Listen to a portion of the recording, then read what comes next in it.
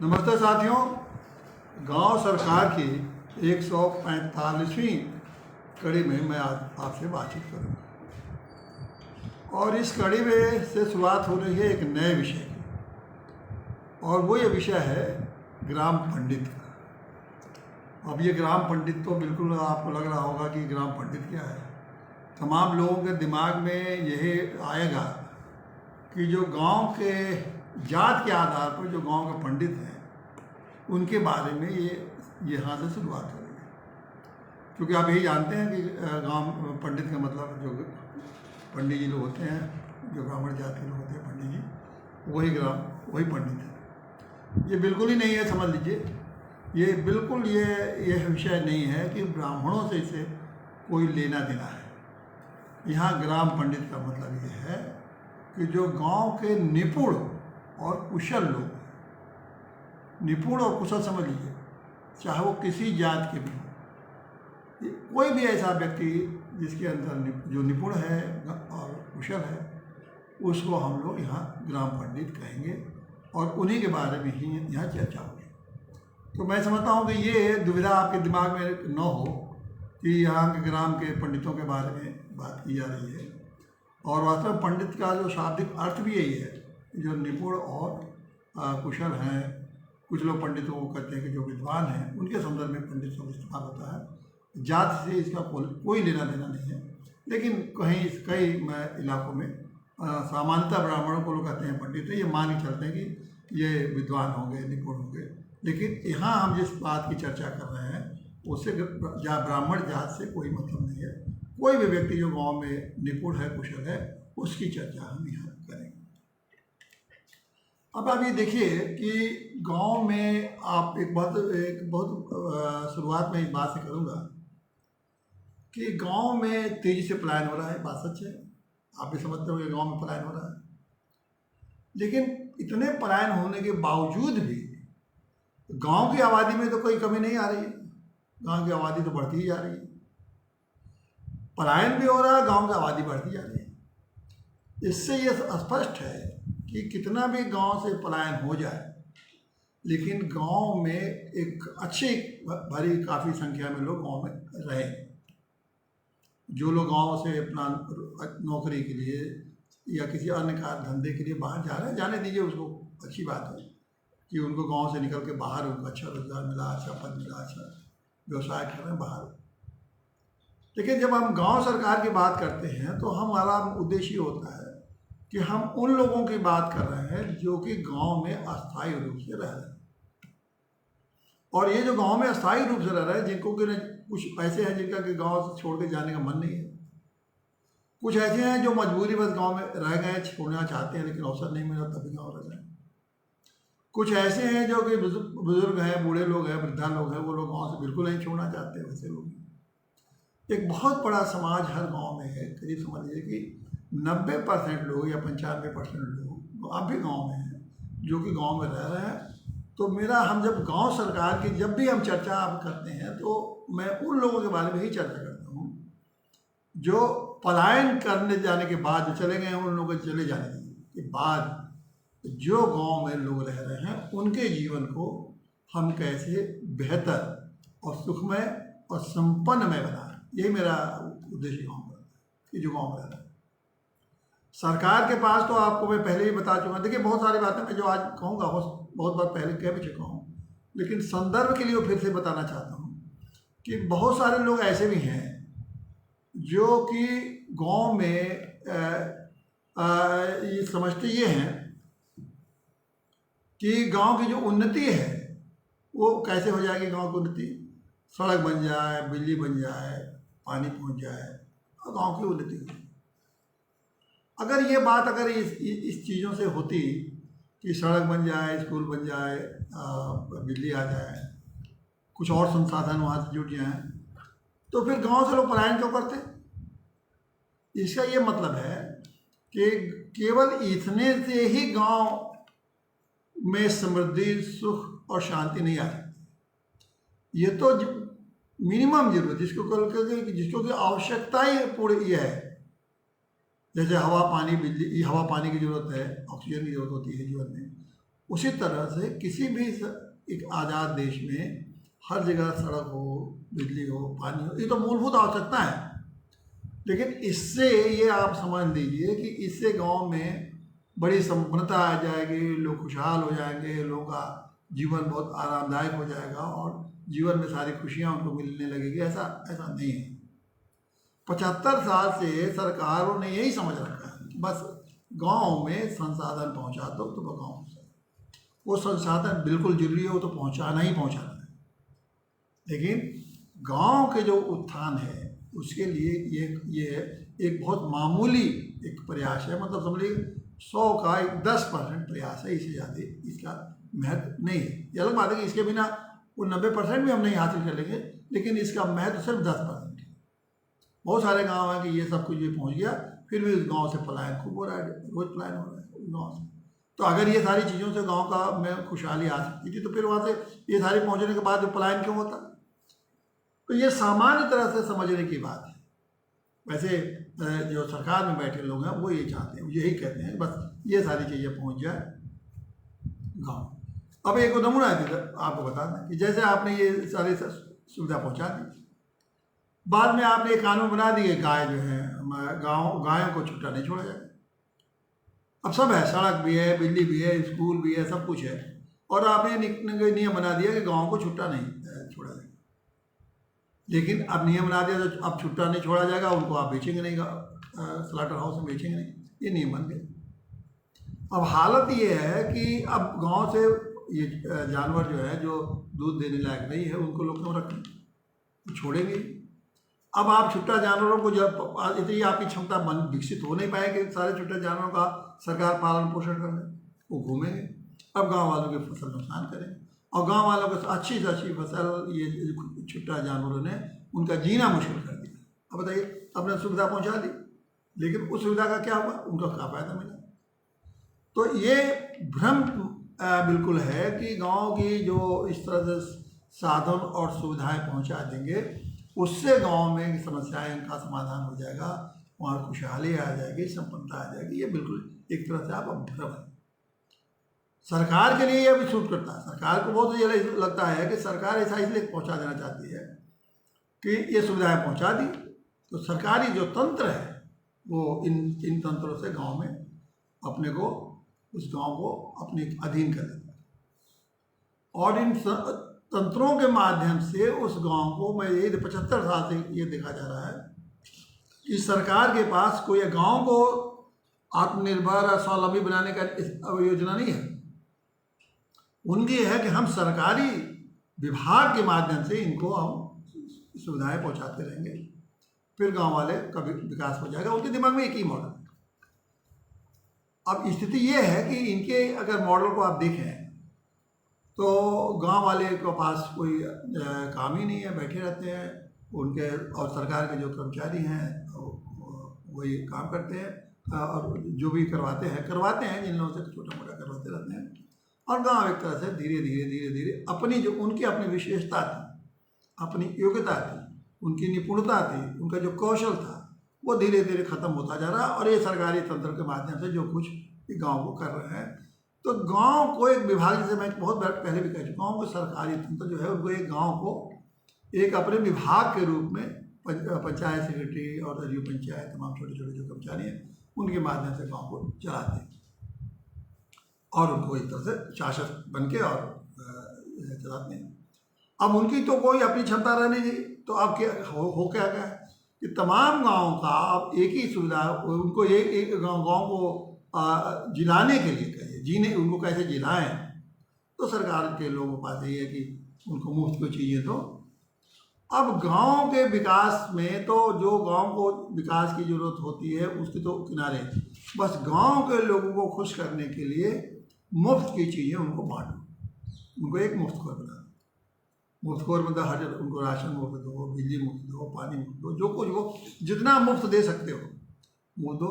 इससे दो फायदा है, एक तो सरकारी तंत्र का प्रभाव गांव में पड़ा रहेगा, दूसरे जो राजनीतिक जो सरकारें हैं वो तो पार्टी को बनती है, पार्टियों के लिए बढ़ चढ़ के मुफ्तखोरी चीज़ें मुफ्त में देने की लालच दे के गाँव के लोगों को वोट आकर बस वोट लेने के लिए वो आकर्षित करने के लिए ये बहुत साधन उनको बहुत सबसे सहज और सरल साधन यही लगता है कि अधिक से अधिक इनको लालच वाली चीज़ें दो। और उनके पास अपनी कोई क्षमता है नहीं, उनके पास कोई आत्मनिर्भरता तो है नहीं गाँव में लोगों की, न उनकी अपने कोई क्रियाशीलता है, न कोई सृजनशीलता है, न कोई अपना योगदान है। तो उनको क्या है कि उनको जितनी चीज़ें मुफ्त में देंगे, बस आधार रह जाता है मुफ्त में चीज़ों को पाने का। जब चीज़ें मुफ्त में पाने का रह जाता है तो खुश होते हैं कि ये गांव की चीज़ों में जो हमको चीज़ें मुफ्त मिल रही हैं, ये अच्छा है, ये सरकार आएगी तो चीज़ें हमको मुफ्त मिल। धीरे धीरे पूरा गांव, जो एक गांव को इन देश आज़ाद हुआ था और इन 75 सालों में गांव को एक अपना खुद आत्मनिर्भर होना चाहिए था, स्वराज वहाँ स्थापित होना चाहिए था। गांधी जी कहते कहते चले गए कि हर गांव को हम स्वराज और आत्मनिर्भर बनाएंगे, उनका अपना राज होगा और अपने हर गांव अपना हर तरह से आत्मनिर्भर होगा। देखिए, आत्मनिर्भर का जब बात होती है तो इतनी चीज़ें होती हैं कि एक तो आर्थिक रूप से आत्मनिर्भर हो, दूसरा सामाजिक रूप से आत्मनिर्भर हो। देखिए, आर्थिक ध्यान दीजिए, अब गाँव का जो विकास एक चीज़ है, विकास तो मैंने कहा कि 10% महत्व रखता है।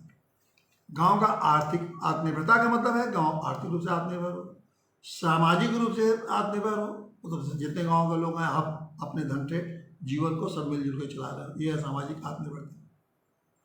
और तीसरा है उनकी जो अपनी जो संस्कृति है, जो गांव की अपनी एक संस्कृति है, उसकी भी एक आत्मनिर्भरता है। गांव की संस्कृति की अपनी हर गांव की अपनी अपनी अलग संस्कृति है। और चौथा जो सबसे बड़ा है कि आध्यात्मिक आत्मनिर्भरता है कि हर गांव अपने ढंग से आध्यात्मिक रूप से किसी न किसी तरह से समाज में अपना अपना एक अस्तित्व बनाता है और उसी तरह से आगे जीवन को बढ़ाता है। अब ये केवल विकास करने से, नली पानी खड़ंजा लगा देने से तो ये सब चीज़ें होने जाएंगी। तो इसीलिए गांव के जब आत्मनिर्भरता है तो उसके साथ कई चीज़ें जुड़ी हुई हैं, कई चीज़ें, एक चीज़ नहीं है। मैंने तो 4 चीज़ें बनाई, चारों चीज़ों में सब चीज़ आ जाएगी। तो ये जो आत्मनिर्भरता का जो गांव का है, उस दिशा में कुछ भी समझ लीजिए कि इस 75 सालों में और जो सरकार की योजना से है वो कुछ नहीं। संविधान ने एक व्यवस्था बनाई कि गांव आत्मनिर्भर, और उन्होंने संविधान के जैसे मैं बात करता हूँ, उसी के कारण मैं संविधान के जो 73वां संशोधन है 12वें में लागू हुआ, उसका यही उद्देश्य था कि 75 साल से देश की आज़ादी के बाद जो विकास तो हम कर रहे हैं, लेकिन गांव को जो स्वराज देने की बात थी, जो गांव को आत्मनिर्भर बनाने की बात थी, उस दिशा में तो कुछ काम हुआ नहीं।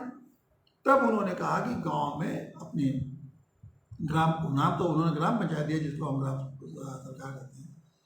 तो उन्होंने एक व्यवस्था दी कि उन्होंने कहा कि हर गांव इंस्टीट्यूशन ऑफ सेल्फ गवर्नमेंट होंगे, मतलब अपनी सरकार होंगे। और उसकी उन्होंने व्यवस्था दे दी कि गांव सभा बना दी, ग्राम प्रधान बना दिया, गांव का एक मंत्रिमंडल बना दिया। ये मैं बता चुका हूँ, तीनों चीज़ें उन्होंने दे दी।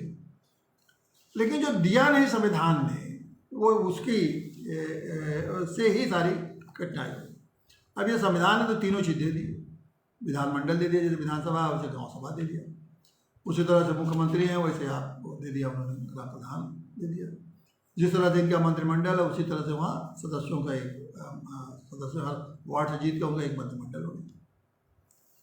और बता दिया कि 29 विभाग है जो अनुसूची 11 में जो 29 विभाग है उनके भी बारे में उन्होंने चर्चा बता दी कि ये 29 विभागों के बारे में गांव वाले अपना व्यवस्था चलाएंगे। और अगर उस 29 विभाग को अगर आप उसको आप देखें तो 29 विभाग में करीब करीब सारी वो चीज़ें आती हैं जो ग्रामीण स्तर पर जरूरत महसूस होती है, सारी चीज़ें उसमें आ जाती हैं।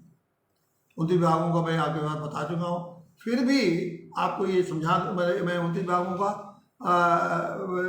कई बार आपसे जिक्र कर चुका हूँ कि कृषि है, पशुपालन है, भूमि सुधार है, ऊर्जा है, सामाजिक कल्याण है, गरीबी उन्मूलन है, राशन वितरण है, तमाम इस तरह के 29 विभाग। ये समझा गया कि इस 29 विभाग से अगर सारे इस 29 विभागों का संचालन का अधिकार अगर दे दिया जाएगा ग्राम पंचायत को, तो अपनी व्यवस्था वो खुद चलाएंगे और आत्मनिर्भर बन जाएंगे। ये बिल्कुल उनके संविधान निर्माताओं को स्पष्ट था, ये व्यवस्था जब लाया गया था। लेकिन जैसे बताया कि एक राज्य सरकारों ने क्या किया कि इसको तो दिया नहीं, उनको आत्मनिर्भर बनाया नहीं, बल्कि उल्टे ये रख दिया कि अधिकार, कहा कि ठीक है अधिकार तो है लेकिन हर जगह हर राज्यों में धारा 15, कहीं उत्तर प्रदेश में धारा 15, कहीं 48, कहीं 42 अपने अपने जो पंचायती राज अधिनियम बनाए उसमें लगा दिया कि सारे अधिकार राज्य सरकार के निर्देशों के अधीन होंगे। और तब से ये ग्राम पंचायतें जो है राज्य सरकार के, मैं तो कहता हूँ कि जियो से चलती है। जियो मैंने जैसे विभाग, कोई विभाग का क्या काम है, जियो शासनादेश जारी होता है, उसी तरह ग्राम पंचायतें भी शासनादेश से चलती है। अब यही से शुरू होती है हमारी, जो मैं आपको बताना चाहता हूँ कि इस व्यवस्था से तो गांव धीरे धीरे, अब अगर दो चीज़ें हो गई, इस व्यवस्था जो इस वर्तमान में चल रही है उससे जो ग्राम पंचायत है वो ग्राम पंचायत कोई स्वशासी संस्था नहीं है, वो बल्कि सरकार का विभाग है। ये बिल्कुल स्पष्ट जान लीजिए, और जो सरकार निर्देश देगी उसी हिसाब से ग्राम पंचायत करेंगे, ये बिल्कुल स्पष्ट। दूसरी बात यह है कि गांव को संचालित कौन करेगा? गांव को संचालित करने के लिए उसके वही अधिकारी कर्मचारी रहेंगे, वही संचालित करेंगे। गांव के लोगों से कोई लेना देना नहीं है।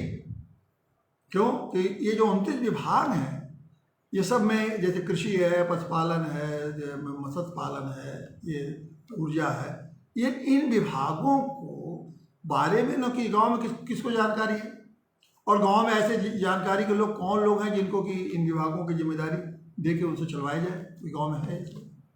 तो जब इन विभागों को, तो इसका मतलब है कि अगर गांव में इन विभागों को चलाने के लिए जो राज्य सरकार के 29 विभाग हैं वो गांव में आकर उनके कर्मचारी अगर हम हैं तो वही उसको चलाएं, क्योंकि गाँव में तो कुछ है नहीं कोई साहब। आप बताइए गाँव में कौन आदमी है जो किसी के बारे में जानता हो, जो कौन है जो पशुपालन के बारे में जानता हो, जो कौन है कि उन तमाम चीज़ों के बारे में उनकी विभाग का मतलब अगर वो विभाग दिया तो उससे संबंधित सारी चीज़ों की जानकारी होनी चाहिए। कौन है गाँव में? तो अब वो नहीं दिया। राज्य का संविधान निर्माताओं ने कहा कि भाई ये 29 विभाग इसलिए मैं दे रहा हूँ कि आप इन 29 विभागों के लिए गाँव में लोगों को उस हिसाब से हर विभाग के में कुछ न कुछ 2-2, 4-4 आदमी को आप तैयार रखिए। उनको जो विशेषज्ञ हों, जो जानने वाले हों, निपुण हो या कुशल हों, उनको आप रखिएगा ताकि उस व्यवस्था को चलाएंगे। ऐसा कोई व्यवस्था तो बनी नहीं। वो सारी व्यवस्था जो है राज्य सरकार के कर्मचारियों द्वारा बनी, और 29 विभाग चलाने के लिए कहीं 1 कर्मचारी रख दिए, कहीं 2 कर्मचारी रख दिए, और वो जैसे वो 29 विभागों के विशेषज्ञ हो गए। अब एक हाई स्कूल इंटर BA पास आदमी से, और जिसके पास कोई ट्रेनिंग नहीं है, खाली BA पास है, वो ग्राम सेवक बन गया या ग्राम सचिव बन गया, तो उसे उम्मीद करते हैं 29 विभागों का विशेषज्ञ मांगोगा और गाँव की सारी व्यवस्था चलाए। अरे उसको जियो पढ़ने तो आएगा नहीं, कि जो शासनादेश का जियो होता है बड़े बड़े नहीं पढ़ पाते हैं, तो वो क्या जानेगा? तो वो जानता होता कुछ नहीं, बस इधर उधर पूछ पाछ के जैसे सिस्टम को, बस सबके उद्देश्य यही रहता है कि गाँव का नाम पर जो पैसा जाए उस पैसे को कैसे डाइवर्ट कर लो, और वही विकास के नाम पर यही तो होता कुछ पैसा, और जो किस तरह पैसे को आपस में बंधन बांट कर लो, यही सबका उद्देश्य गाँव के विकास में 75 साल से जो मेरा अनुभव है यही हो रहा है कि गाँव के पैसे का बंधन बांट करें, और बंधन बांट भाई कुछ न कुछ तो हो ही जाता है विकास के नाम पर, कुछ तो दिख ही जाएगा। लेकिन विकास काले के नाम पर जो कुछ दिख रहा है, बिल्डिंग और बिजली और तार और खंभा, इससे गाँव का सर्वांगीण विकास होगा क्या? गांव को सर्वांगीण विकास का मतलब ये है कि गांव के, जैसे मैंने कहा कि सभी क्षेत्रों में ये विकास होना चाहिए, तब ना गाँव में संपन्नता और सुख आएगा। तो ये इस तरह से इन लोगों ने ये बना रखा है। तो अब वही मेरा ये कहना है कि जो 29 विभाग हैं, जो आपके अनुसूची कार्य में जो 29 विभाग हैं, जिसमें पहला विभाग है कृषि है, यहाँ से शुरू होता है। ये नहीं 29 विभाग को जो लोग में जो निपुण और कुशल होंगे, उन्हीं लोगों को मैं कहता हूँ कि यही ग्राम के पंडित। अब इन ग्राम पंडितों को तैयार करने की जरूरत है, क्योंकि यही अगर 29 विभाग के ग्राम पंडित तैयार हो जाएंगे तो मान लीजिए तो क्या होगा कि फिर गांव में जो भी उनको व्यवस्था को चलानी होगी वो पूरे के पूरे गांव में। अब ये ग्राम पंडित कोई बाहर से बुला के हम उसको ग्राम पंडित तो ही बनाए। जो गांव में, जैसे मैंने कहा, जो पलायन होकर चले गए, गाँव छोड़ कर चले गए, वो भी चले जाए। जो गांव में लोग रहते हैं, किसी भी जात या वर्ग के, चाहे वो जवान हो या बुजुर्ग हो, कोई भी हो, क्योंकि ज्ञान, कुशलता और ज्ञान तो किसी को भी आ सकता है। ये लोग मिलके ये माने जाएंगे कि ये ग्राम पंडित है। अब इन ग्राम पंडितों को तैयार करने की ये आवश्यकता है, ताकि गांव में इनका जो भी विभाग है 29, उसके कार्य करने का संचालन करने की व्यवस्था हो, तभी गांव आते हैं। क्योंकि जब गांव के लोग ही नहीं रहेंगे काम करने के लिए, उनके बारे में जानकारी नहीं होगी, तो फिर वो काम गांव वाले करेंगे नहीं, तो फिर आत्मनिर्भर कैसे होंगे? दूसरे लोग आके वो काम कर दो तो ठेका वो होगा ना, उसकी आप गांव के तो आत्मनिर्भरता नहीं। और गांव के लोग मान लीजिए कृषि की तमाम योजनाएं हैं या पशुपालन की तमाम योजनाएं, जब उनके बारे में उनको कुछ पता ही नहीं है, पशुओं के न बीमारी के बारे में पता है, न पशुओं के पुष्टाहार के बारे में पता है, न पशुओं के दूध कब देती हैं, दूध नहीं देती हैं तो क्या है, एक पूरा एक मैनेजमेंट है, दूध का क्या महत्व होना चाहिए, दूध कैसे बिकना चाहिए, गोबर क्या महत्व है, उनका तमाम एक चीज़ नहीं है, उसे 20 चीज़ें। जब उनको मालूम नहीं होना है ही नहीं है, तो कौन उस विभाग की जिम्मेदारी को कौन संभालेगा? और जिम्मेदारी को अगर मिल भी गई, अगर मिले, वैसे तो मिलने वाली नहीं है, ये सरकारें तो देगी नहीं, तो अगर मिल भी गई तो आपके पास जब चीज़ें का जानकारी है नहीं, तो आप फिर बार बार फिर उनकी तरफ देखेंगे। यही वो चाहते हैं कि आपको, अभी तो उन्होंने आपको ज्ञान दिया है, अगर ज्ञान मिल भी जाए आपको, तब भी आप अगर सीखेंगे नहीं तो फिर उन्हीं की तरफ देखेंगे, जब उनके देखेंगे तो फिर वो उनका आगे बढ़ जाएगा। तो ये हम लोग का अगला जो ये मुहिम है कि हर विषय में ग्राम पंडित तैयार किए जाए। अब जैसे ग्राम पंडित उदाहरण के लिए मान लीजिए कि जब से पहला है कि विभाग 29 विभागों में पहला कृषि, अब कृषि के ग्राम पंडित हमको तैयार करना है। अब कृषि के अब आज तो मैं आपको सामान्य बता दिया कि ग्राम पंडित क्या है और ग्राम पंडित कौन हो सकता है और ग्राम पंडित का क्या काम है। ग्राम पंडित का मुख्य काम ये है कि ये लोग जब अब उस जैसे कृषि का, पशुपालन का, इन विषयों के बारे में पूरी की पूरी जितने भी गांव स्तर पर जरूरतें हैं उसकी कुशलता और निपुणता की जानकारी को करें। वो करवाया जाएगा, अपने तो कर नहीं लगे, उसको करवाया जाएगा तो सब उसमें निपुण हो जाएंगे। फिर निपुण हो जाएंगे तो ग्राम पंचायत तो किसी को भी, अब जैसे मान लें कृषि ज्ञान हो गया तो कोई भी वो जाके पूछ लेंगे कि भाई कृषि में कब बीज लेना चाहिए, कौन सा बीज अच्छा है, कौन सा बीज अच्छा नहीं है, कब उसमें दवा छिड़कना चाहिए, कब उसमें कटाई करना चाहिए, ज़्यादा पानी नहीं है और कहाँ लगाना चाहिए, कम पानी है, ये सारी बातें उनको जानकारी चाहिए, मिलती जाएगी। गांव का हर आदमी जाएगा, आज जाइए कहीं नहीं है जानकारी, किसी के पास नहीं है, बिल्कुल गंवारों की तरह से सब अपना अंदाज जो लोग करते आ रहे हैं उसी हिसाब से चलते हैं। देखिए, अब कृषि हो चाहे पशुपालन हो या जितने तमाम है, अब ये विज्ञान और तकनीक का देश है, तो समय आ गया अब हर क्षेत्र में। और कृषि अब केवल आपके लिए आय का केवल आपके रोजी को पेट भरने वाला, अन्न पैदा करने वाली चीज़ नहीं है। आज कृषि जो है एक मजबूत आय का साधन है, जिससे कि अधिक से अधिक आय आप अर्जित कर सकते हैं। केवल वो अनाज पैदा करके पेट भरने के लिए नहीं हो, एक तरह से वो पूरी तरह से आपके हर जरूरतें पूरी करने के लिए इतना आय हो कि आप शिक्षा है, स्वास्थ्य है, ये सामाजिक कार्य है, इन सारी चीज़ों को पूरा करने के लिए आप उसे कृषि से इतनी आय करते हैं। तो अब कृषि एक आय का साधन है, जैसे व्यापार आय का साधन है, नौकरी आय का साधन है, उसी तरह से कृषि भी एक आय का साधन है। तो जैसे व्यापार में आप देखिए कि तमाम वैज्ञानिक तरीके आ गए हैं, तमाम तकनीकी चीज़ें आ गई हैं, उसी तरह से कृषि में भी अब आपको तमाम वैज्ञानिक तरीके और तकनीकी चीज़ों से जरूरत, अब कृषि में भी जरूरत पड़ गई। तो आप जब तक वैज्ञानिक तरीके और उसके तकनीकी तरीके के बारे में जानकारी नहीं रखेंगे तो आप कृषि का से आय नहीं ले सकते। उतने हो जाएगा, अन्न पैदा हो गया, कोई थोड़ा बहुत खा पी ले, उससे ज़्यादा नहीं हो सकता। जबकि कृषि में बहुत ही क्षमता है, आपको हर चीज़ कृषि पूरा कर रही है, लेकिन उसकी आपको बारे में अच्छी तरह से जानकारी होना चाहिए। और जानकारी तब होगी जब गांव में ही लोग उपलब्ध हो उस चीज़ों को जानने के लिए। तो अब इसके बारे में हमने पहले बता भी चुके हैं कि आप देखिए गांव सरकार के जो 22वां कड़ी है, गांव सरकार 22 नंबर पर डालेंगे तो यूट्यूब चैनल में, तो अगर आप यूट्यूब चैनल पर जाइए और गांव सरकार 22 डालिए तो कृषि का मिल जाएगा। आप यूट्यूब पर जाइए, गांव सरकार 23 नंबर डालिए तो आपको भूमि सुधार का मिल जाएगा। उसी तरह से हर नंबर पर डालते जाइए तो किसी न किसी विषय पर, ये मैंने बहुत विस्तार से बता दिया है कि किस किस क्षेत्र में गांव में क्या क्या हो सकता है, कैसे गांव में गांव सरकार क्या क्या करेगी अगर ये विभाग उसको पूरी तरह से मिल जाए, ये मैंने पूरे विस्तार से समझाया है। अब इन चीज़ को उसमें तो मैंने ये समझाया कि क्या क्या आप करेगी, लेकिन अब मैं ये जो गांव पंडित का जो श्रृंखला शुरू किया है, इसमें ये बताने की कोशिश कर रहा हूँ कि गांव सरकार में ये जो गांव सरकार इस विभाग के जो ग्राम पंडित होंगे यही करेंगे, और ग्राम पंडित कैसे निपुण और कुशल कैसे बनेंगे, ये इसकी इस श्रृंखला का उद्देश्य। तो ग्राम सरकार में निपुण और कुशल बनाने के लिए इस समय गांव गांव में ज़रूरत है कि हम अधिक से अधिक हर विभाग में ये ग्राम पंडित तैयार करें।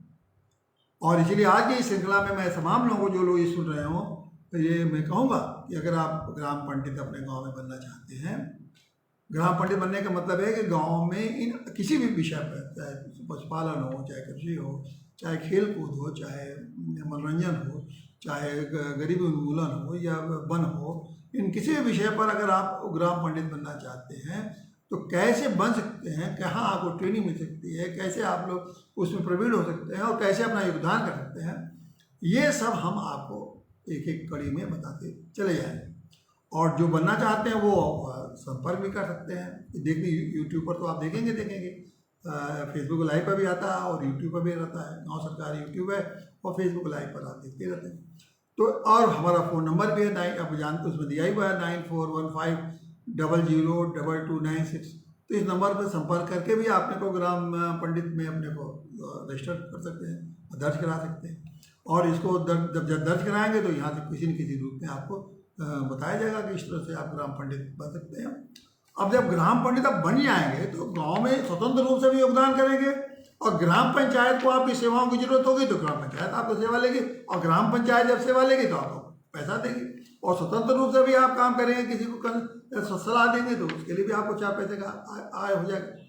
तो गाँव में अपनी खेती बाड़ी अपना काम करते हुए किसी भी क्षेत्र में किसी भी विषय पर, कृषि हो, पशुपालन हो, किसी का ग्राम पंडित बन के आप देखिए कितना काम कर रहे हैं। एक तो अपने भी आय बढ़ा रहे हैं, उनको राय देंगे, सलाह देंगे, मशवरा देंगे तो आय करेंगे।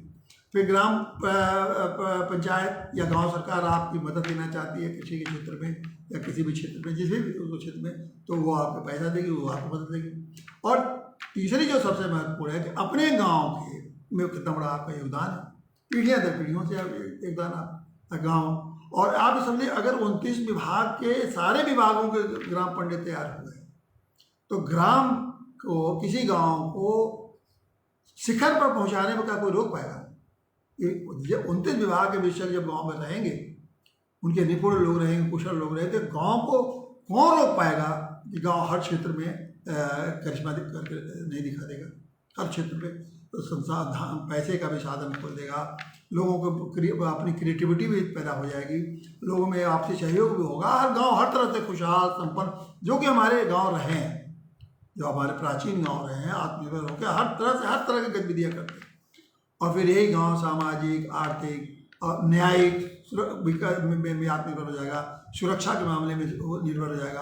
और फिर आध्यात्मिक मामले में हमारे गाँव तो आध्यात्मिकता के लिए मशहूर है, माने जाते हैं दुनिया भर में। हमारे गांव में ही आके लोग आध्यात्मिकता का ज्ञान लेते हैं। और पहले तो हमारे गांव में ही विद्वान पैदा होते थे, एक से एक महाप्रकांड पंडित पैदा होते थे कि जो हर क्षेत्र में लोग प्रवीण होते थे।